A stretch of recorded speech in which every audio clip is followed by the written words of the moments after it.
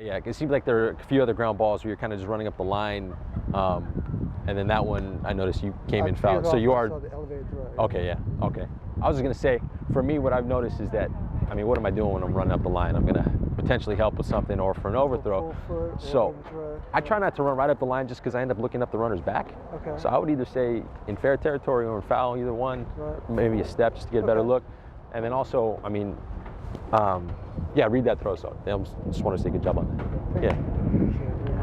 He was expecting a bunt. Let me ask you, if you know he's going to bunt, do you jump on the other side, shortstop side, as a second base umpire? I don't, because I never know. My feeling is you don't know where the throwing lane's going to develop, you know.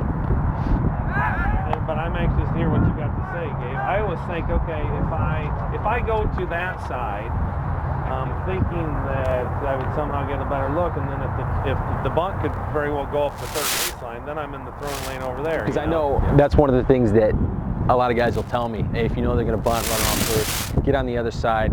That way you have a better. Well, the idea is you don't want to get pinned. If the bunt comes up the first baseline and you're kind of taking one inch to get out of the way and looking, like, just stay on this side. It's a lot easier, and it's easier to clear if it's coming from the third baseman too. But I never liked it. I always felt uncomfortable on that side. In case he didn't bunt, and I got a steal, and I'm looking at something I've never done. Yeah. And then, like, just ground balls. It's a great call. I always think of my priorities on balls outside of my area of responsibility. You know, first I want to provide an extra set of eyes on a potential catch, no catch, something weird happens. Second, I'm picking up the touch. Third, I'm picking up a possible obstruction. And fourth, I'm picking up a play back into first, right? And those things happen in sequence. Mm-hmm. So first I'm going to position myself for the touch, right? Yeah. You have plenty of time to get back there for a play back in. Yeah. Plenty of time. Come on, George. Come on, George. You gotta get down, George. You gotta get down.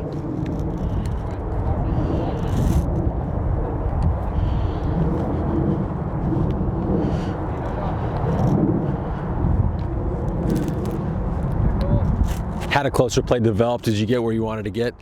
Yeah. No, I thought you did too. I was wondering. No. Thought you got where you needed to get. That's fine. Those ones are hard coming down that left field line. For me, I like to get on the other side of it, but I don't want to get blocked out, and I don't know how to go. Right. Yeah. It's like the throw, because the throws feels like it's coming right at you. Yeah. I was thinking about when we had a play where the third base umpire was going to second, and I was coming in, and I was just like, you came all the way into yeah. So I'm thinking about, don't laugh. No.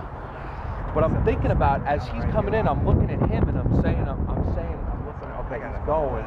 So now I can pull up. So I just continued it, but I know better. I mean, I know where I'm going. Right. But I guess I'm. It's funny. It's one of those things too where I see a lot of guys, they're first base umpires, and there's a base hit or fly ball or something, and it's like they're hustling to get, like, they're here, ball's hit, and they're running down here, and they're doing this, and it's like, well, what are you doing? Where are you going? And you feel like you want to move and you want to do something, and it's not only that, but it's like you're putting too much effort out into it while just not umpiring. Right. And I think I like the way you phrased it. I hope you're not putting too much thought into it, because I do. Like, I've thought about how I want to be in position to see the touch at first, and then how I want to get into position for a play. Like, for me, I like to stay close to the line. I feel like if there's a close touch or no touch, it's going to happen on the inside corner, and I'm not going to see it if I'm over here. So, like, I'm here, ball's hit, I'm coming down here watching the touch, and then from there, then I'll peel out here. It gives me the added benefit of keeping the base coach outside my way too. If I go straight back to the coach's box, I'm going to be running around him half the time.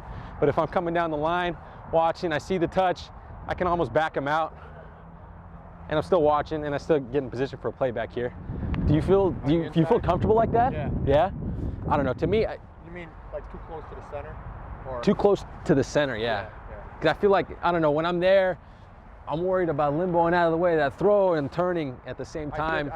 Last few innings before, the throw came down, and I had a. I would take a big step forward into the left here. You can still see him out of your peripheral vision, and then when the throw comes, a big turn, and that gets you where you're gonna see that play. To me, it's a comfort thing where I don't want to be so far back, the guy's running right behind me, and I don't want to be so close to the line where a throw is coming at me. I noticed I was like that, and then the throw is coming. I can't really move because then I'm moving into it. Right. Yeah, I would up and to the left. Yeah. So coming through the base, I guess that would have put him down below it. That looked a lot better. That looked a lot better. I don't know if you felt comfortable, but it looked smoother.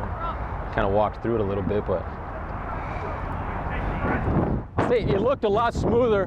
I don't know if it felt comfortable or not. Yeah. The only thing, I mean, great timing, great call. Yeah.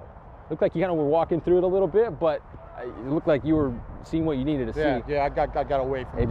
It looked a lot more comfortable. Appreciate it. Thanks. Yeah, it was. It was. You know, and I never realized I was so close. But now, and then just take a step and right into it. Yeah. It's one of these things where sometimes the cutout or the grass dirt's kind of a good guideline, but fields are different, and you kind of feel your way around. But yeah, I just thought you were too close earlier. I definitely was. Now that I can see that. Yeah. Thank you. Yeah.